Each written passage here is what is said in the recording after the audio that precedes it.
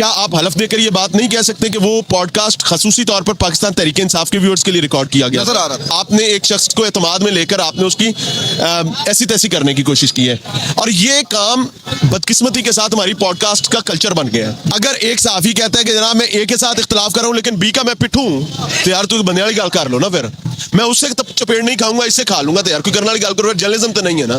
ساڈی ہے کہ چلا دے شکر اتنا زور ہے اللہ دے فضل نال کہ ہم بندہ پکڑ کے چوک میں ننگا کر سکتے ہیں اگر وہ بدبخت ہے. تو ہم یہ نہیں کرتے ہیں کہ پہلے اس کو سر پلیز سر بات کر لیں, سر دیکھ لیں آ جائیں, اور اس کے بعد آ کر اس کی منجی ٹھوکنے کی کوشش کریں. یہ جرنلزم کی پیرامیٹرز نہیں ہیں. ہاں آپ کی پوڈ کاسٹ بہت اچھی چلی, لوگوں نے اس کو بہت اچھا دیکھا, آپ کے جن کے لیے ریکارڈ کی تھی, جن ویورز کے لیے, انہوں نے اس کو سراہا. You are done with your job, آپ نے اپنے حصے کا کیک کھا لیا ہے, نو موجہ مارو یار. نون لیگ نے 10 اچھے کام کیے, حوصلہ کریں, آئیں بتائیں. آپ کیوں نہیں بتاتے؟ کیا مریم گورنمنٹ جو ہے, میں بہت بڑا کریٹک ہوں اس گورنمنٹ کا, لیکن میں خود دیکھتا ہوں 10 اچھے کام ہو رہے ہیں.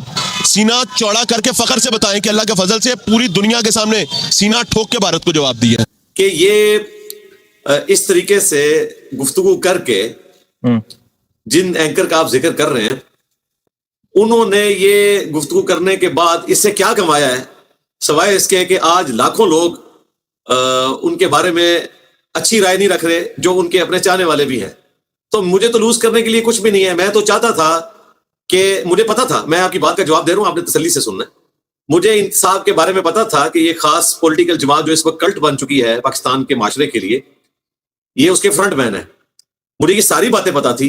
اس کے باوجود میں نے کھلے دل کے ساتھ انہیں مدعو کیا بڑے اچھے طریقے سے, اور ان کی تمام شرائط مانی. ان کی شرائط کے اوپر انہوں نے شرط رکھی تھی کہ میں 50 منٹ کا انٹرویو نہیں کروں گا, مجھے کم از کم 2.5 گھنٹے دیں. میں نے کہا نہیں آپ 1.5 گھنٹہ لے لیں.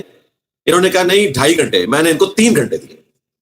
باقی آپ دیکھیں, ان سے پہلے ایک انٹرویو تھا, وہ ایک دوسری جماعت کے فرنٹ مین تھے, وہ انٹرویو بھی اپلوڈ ہو چکا ہے. انہوں نے کتنے ڈیسنٹ انداز میں کیا ہے, اور میں نے وہی بات کی ہے جو حق بات تھی, چاہے ان کو بری لگے چاہے اچھی لگے. تو یہ جو صاحب تھے, ان کو میں نے 3 گھنٹے دیے تاکہ کوئی پروپیگنڈا نہ کر سکے اس حوالے سے جو ہمارا رونا اتنے عرصے سے ہے کہ پاکستان میں ایک خاص سیاسی جماعت ایک کلٹ بن گئی ہے, اور وہ اپنے یوٹیوبرز کے ہاتھوں یرغمال ہوئی بھی ہے. تو اللہ کا شکر ہے کہ میں ان کو عوام کے سامنے ایکسپوز کرنا چاہتا تھا کہ دیکھ لیں کہ ہم نے کون سی جنریشن پروڈیوس کی ہے, ہمارے پولیٹیکل لیڈرز کس قسم کی پروڈکٹ تیار کر رہے ہیں. تو میں تو اس میں کامیاب ہو گیا ہوں. رہا معاملہ ان کے مس بیہیو کرنے کا, تو وہ انہوں نے لوز کیا, میں نے تو کچھ لوز نہیں کیا. میں نے تو اخلاق نبوت کے ساتھ ان کی ساری چیزیں برداشت کی. ان کے ایک ایک جھوٹے الزام کا میں نے جواب دیا, اور میرے لیے احترام کا رشتہ اس اعتبار سے بھی تھا کہ وہ سید تھے, اور اس اعتبار سے بھی تھا کہ وہ میرے گیسٹ تھے, اور اس اعتبار سے بھی تھا کہ میں یہ سمجھتا تھا کہ میں اس ایک بندے کو جب عوامی لیول پہ ایکسپوز کروں گا تو میرا درد لوگوں کو سمجھ آ جائے گا کہ اس پولیٹیکل جماعت نے لوگوں کو کتنا جذباتی بنایا ہے کہ نہ انہیں بات کرنے کی تمیز ہے, نہ انہیں گفتگو کرنے کا ڈھنگ آتا ہے, نہ انہیں کسی کے بارے میں الزامات لگاتے ہوئے ذرا سی بھی کوئی حیا آتی ہے یا خوف خدا آتا ہے. اور وہ آپ نے آبزرو کر لیا. اور میں آپ کو اگلی بات بتاؤں, مجھے اگر پتا ہوتا کہ آپ نے یہ سوال کرنا ہے تو میں شاید آپ کو اس سوال بھی نہ کرنے دیتا, کیونکہ جب یہ کلپ لادہ سے بلال بھائی چڑھائیں گے نا, اور ظاہر ہے ان کے تو دل میں لڈو پھوٹ رہے ہیں کہ مجھے کلپ مل گیا ہے, تو سب سے پہلے آپ کے اوپر انہیں اعتراض کرنا ہے کہ آپ کو بھی کسی نے پلانٹ کیا ہے. اس لیے میں نے آپ سے پہلے پوچھ لیا ہے کہ آپ پلانٹڈ تو نہیں ہیں, حالانکہ یہ سارے کے سارے لوگ اس اعتبار سے پلانٹڈ ہیں کہ یہ اپنے بیانیے کے غلام بن چکے ہیں.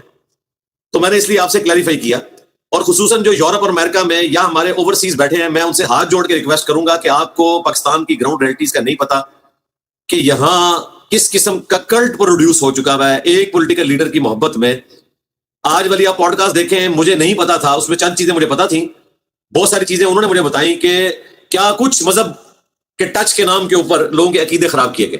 تو میرا خیال عوام میں ایکسپوز ہو گئے ہیں, آپ اکیلے نہیں ہیں. میں آج صبح کی درجنوں ای میلز کے جواب دے بیٹھا ہوں جی, کٹر پی ٹی آئی کے سپورٹرز کی بھی اور اپنے اسٹوڈنٹس کے بھی, اور سب نے ایک ہی گلا کیا ہے کہ ایسے بدتمیز آدمی کو آپ نے سامنے کیوں بٹھایا. یہ بدتمیز وہ کہہ رہے ہیں, میں یہ لفظ نہیں استعمال کرنا چاہتا, میری پوسٹ کا تقاضا نہیں کہ میں ایسے بولوں. تو میں نے سب کو یہی کہا کہ اگر میں ان کو سامنے نہ بٹھاتا, میں ان کی گفتگو کا علمی جواب نہ دیتا, تو میں کس طرح ایکسپوز کرتا ہے کہ یہ کون سی بریڈ پروڈیوس ہو گئی ہے یہاں پہ.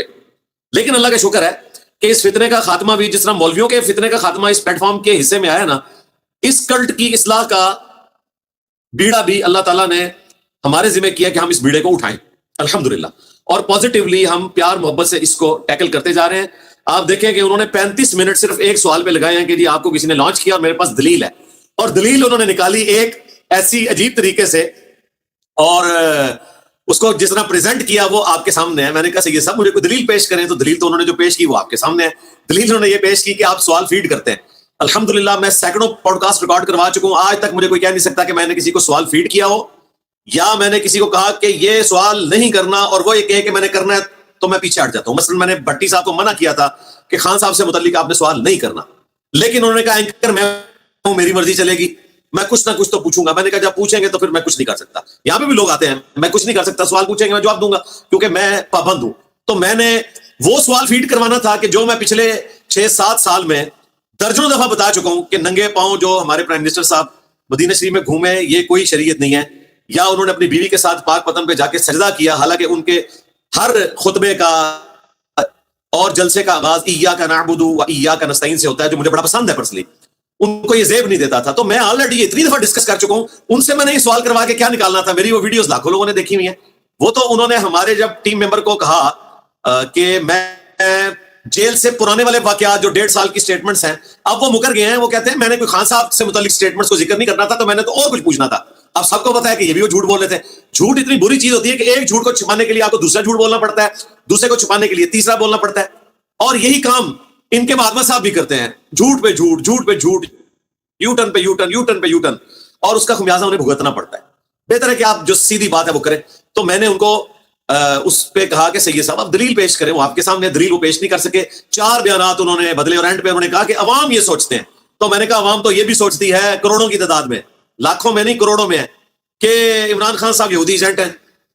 کیونکہ مولانا فضل الرحمان صاحب کے ماننے والے تو آپ کو پتا ہے صرف 5 لاکھ تو مدارس کے اسٹوڈنٹ ہیں پنڈی اسلام آباد اور ارد گرد, اور ماننے والے ان کے کروڑوں میں ہیں. تو ظاہر دیوبندی فرقہ تو سارا ان کو مانتا ہے اپنے لیڈر کے طور پہ. کم از کم پاکستان میں اس وقت 8 سے 10 کروڑ دیوبندی تو موجود ہیں, تو ان کو لیڈر وہ مانتے ہیں. ایون انڈیا کے علماء بھی مانتے ہیں ان کو لیڈر. تو وہ تو کہتے تھے کہ دلیل میں ہوں کہ وہ یہودی ایجنٹ ہے. تو میں نے اس وقت بھی کہا تھا کہ آپ غلط کہہ رہے ہیں. تو الحمدللہ ہم ہمیشہ حق کے ساتھ کھڑے ہوتے ہیں, کوئی مذہبی ٹچ نہیں لگاتے, کسی کی لائف کو ونریبل نہیں کرتے. تو میں اپنے تمام اسٹوڈنٹ سے بشمول آپ کے اور بلال بھائی کے یہ ریکویسٹ کروں گا. میں نے تو اللہ کا شکر ادا کیا ہے کہ جو میرے ٹیم ممبرز ریکارڈنگ کے وقت 15-20 بیٹھے ہوئے تھے, ان میں سے کسی نے بدتمیزی کر کے پوڈ کاسٹ رکوانے کی کوشش نہیں کی. یہ بھی میری تربیت کا اثر تھا, کیونکہ میں نے ان کو بالکل سختی سے منع کیا ہوا ہے کہ جو بھی بولے گا وہ اپنی تربیت کو شو کرے گا. آپ کا جب استاد جواب دے رہا ہے تو آپ کو ضرورت ہی نہیں ہے.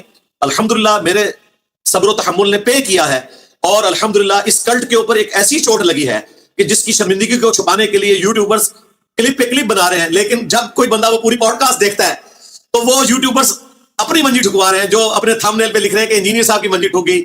اب ان لوگوں کا علمی لیول یہ ہے, اور ان بیچاروں نے کبوتر کی طرح آنکھیں بند کی ہیں کہ منجی تو ان کی اپنی ٹھکی ہے, ان کے مہاتما کی ٹھک گئی ہے, ان کے بڑوں کی ٹھک گئی ہے, کہ ایک بندہ بالکل صبر و تحمل سے آپ کا سوال سنتا ہے, اس کے بعد جواب دیتا ہے آپ کو, اور آپ کی ایک ایک بات کو ریبٹل کرتا ہے, اور آپ کے پاس اس کا کوئی جواب نہیں ہے سوائے اس کے کہ لوکی کہنے ہیں.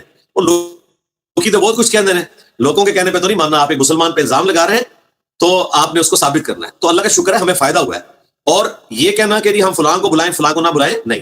میں نے تو عمران ریاض کو بھی بلایا ہوا ہے, ٹھیک ہے, جو ان کے سب سے بڑے گرو ہیں, یا چلے گرو کا لفظ برا لگے گا ان کو, یعنی سب سے بڑے ان کے مہاتما ہیں, ریسپیکٹیبل پرسنالٹی. گرو بھی ویسے ریسپیکٹیبل پرسنالٹی. میں نے تو ان کو بھی دعوت دی ہوئی ہے کہ آئے ہیں, بیٹھے ہیں, آپ نے 5 الزامات مجھ پہ لگائے تھے تو آپ ان کو ثابت کریں.